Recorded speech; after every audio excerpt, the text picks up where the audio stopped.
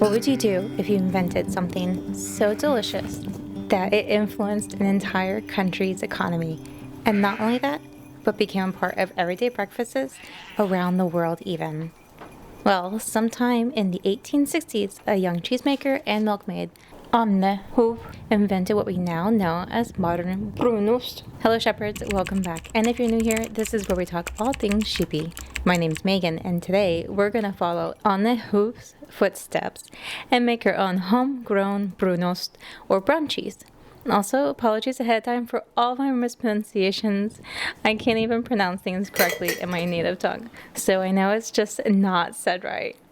And so I like to make cheese at least once a week, and I have a bit of whey left over from my last mini batch. Even though I'm using sheep's whey, you can make this with goat's whey, cow's whey, and yak's whey too.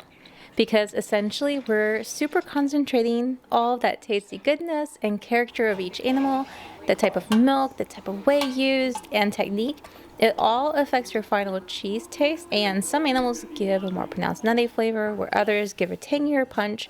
So don't hesitate to mix milks if you want, or change up how you do things.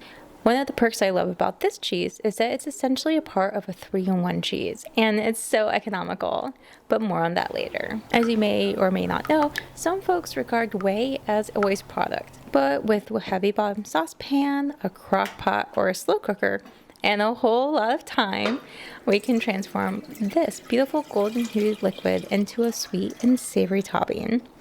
I really recommend using a pot that's about twice as large as you need. I've had it foam up, and sometimes it may splatter a bit, so it's important to cook this safely. If you have a slow cooker, crock pot, or wood stove or heater going off, it's more of a relaxed way to reduce our product down.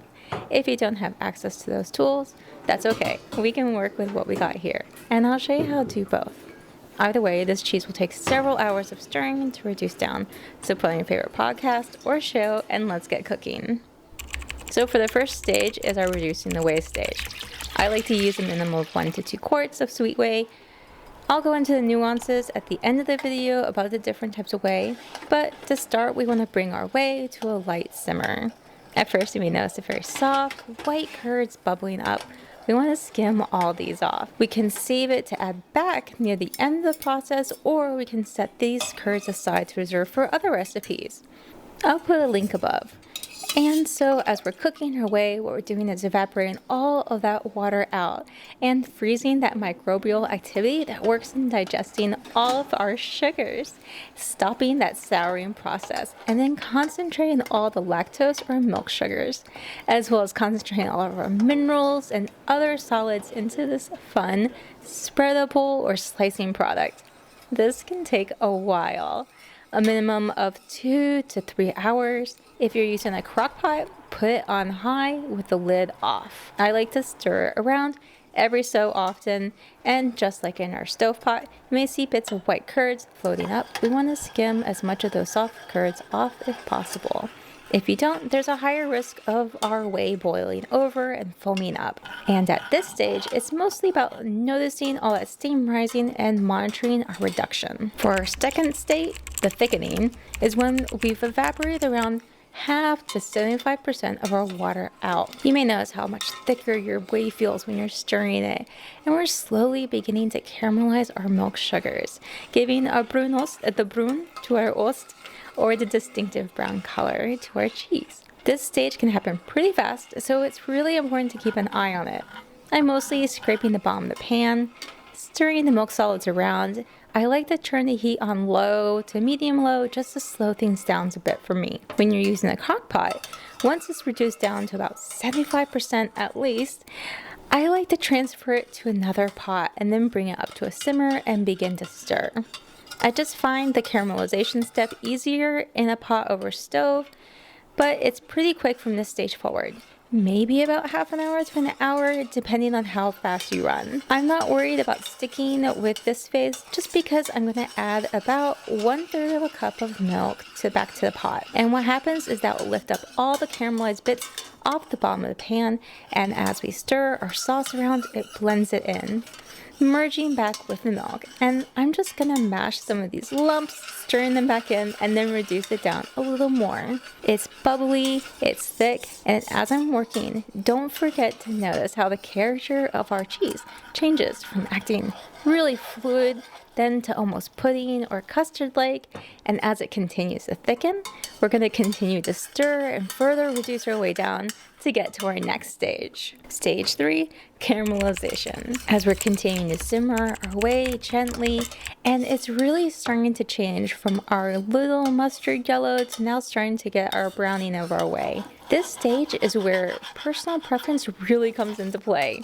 Whether it's down to how brown you go, the creaminess, the spreadability even. I'm looking for more of a thin caramel-like sauce consistency. So here I'm scraping the bottom of the pot. It'll bubble up and foam about double.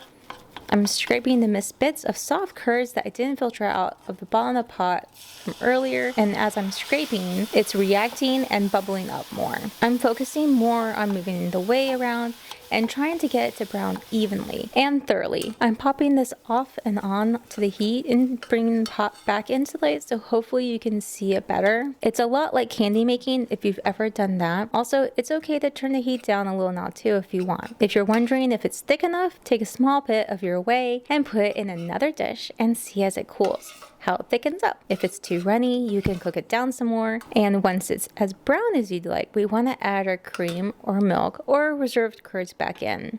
Also, when we add our cream or milk back in, it will lighten the color. I'm using skimmed sheep's milk just because I like to make butter each week with the sheep's cream, but if you want a creamier product, add cream. It's a personal preference. There's so much variation in most of the recipes I've seen, but personally I found the 1/3 of a cup or less per quart of pre-boiled whey is a pretty good amount. I've used less as well, and it yields a firmer product, but if you want something that's a little bit more creamier, you can always add more. Some folks like more, others prefer less, and that's okay too. Just remember, more milk or cream will make a creamier product, and a less firmer product. It's also important to continually stir or mix as it cools to prevent graininess. I'm relying on our milk to do most of the cooling here and the heat from earlier while it was on the stove to carry over. If you work extra hot, some folks recommend putting your pot in a bowl of ice water. This is to help with graininess, but I haven't found that necessary, so that's just something to consider. Right now, my Brunost is looking pretty firm, and it's barely hot right now, so I'm going to go ahead and pour this into a mold. I'm using parchment paper lined to a Tupperware sandwich box. If you want to pour it into a flat parchment paper, I find it just splooches out, so just be careful for how it likes to spread when pouring, and to make sure to line your mold, just because it can get stuck in there. So now that it's poured, let's go ahead and pop it in the fridge to cool off some more and discuss some of the bits from earlier. So you may know that whey cheeses begins with the whey left over from another cheese, but did you know that there's a sweet whey and an acidic whey? Whey from Halloumi, most hard cheeses, mozzarellas and fettas, or even blue cheese all work really well. But what if you use a whey that has a lot of acid in it, or a silly culture cheese such as yogurt, or maybe a chèvre? For some people, they find that to yield a little bit too sour of a Brunost for them. In that what happens is that it really concentrates that tartness. Also, the fresher and less acidic your whey, the sweeter tasting your whey cheese will be. This is why a lot of books often recommend using whey that's only a few hours old. Also, when using whey, remember it's actually more of a reduction than the cheese, in that there's no rennet used in making it, but if the whey you use is a little salty, when we cook all that water out, it'll leave all the salts behind. So if you find your Brunost too salty, try to use a different whey from a less salty type maybe next time, and see if that helps you out. So it's the next day, so let's go ahead and unmold and taste test. First, let's try it on its own and then with a snack. First off, I absolutely love this. It's very soft and creamy. It has a really savory flavor that has hints of sweetness, as well as mild nutty tones. I have this darker one that I mentioned making in another video, and it's so much sweeter and nuttier. I did brown it a little more, as you can see, and it's made from a pasture processed cheese. There are hints of caramel, and I can really see how it can be used as a sweetener or honey substitute on toast or waffles. In the softer, lighter brown Brunost, it's more savory with this deeper umami. I don't have any Norwegian friends, but I've read the best way to eat it is in thin slices melted over toast and waffles, maybe with a bit of homemade jam too. I've also seen recipes for sweetbreads or toppings for coffee, and of course I mentioned earlier, ice cream. What do you think is the best way to eat the Brunost? Today I'm going to try it grated over some warm oatmeal, dust it with some cinnamon and homemade granola, and then topped with some dried fruit. Today it's going to be cranberries, and then mix it all together. Oh yeah, and a little drizzle of some fresh sheep's milk. And then let's go ahead and do a taste test. It's so fun. I do feel it gets a little lost with the strong oatmeal flavor, so I'm gonna add some more in there. It has a more nuanced flavor here, and then I get these bursts of flavor when I get a full bite with the Brunost on it. It's a very warming flavor, and it really feels like I'm tasting the best of fall, to me at least. To store it, I like to wrap it in parchment paper and store it in the fridge. Also, I find that if it's not well sealed, it kind of dries out over time in the fridge, so just take care with that. If you like to keep its integrity, then I would store it really well sealed. For longer term storage, it's best to freeze it. Also really well stored as well to prevent freezer burn. And so if you made it this far, an extra special thank you. I appreciate you. And if you found this video helpful, please give me a thumbs up and don't forget to subscribe and hit that bell icon so you never miss a sheepy take. Thank you so much for watching, and I'll see you in the next one. Ta-tas!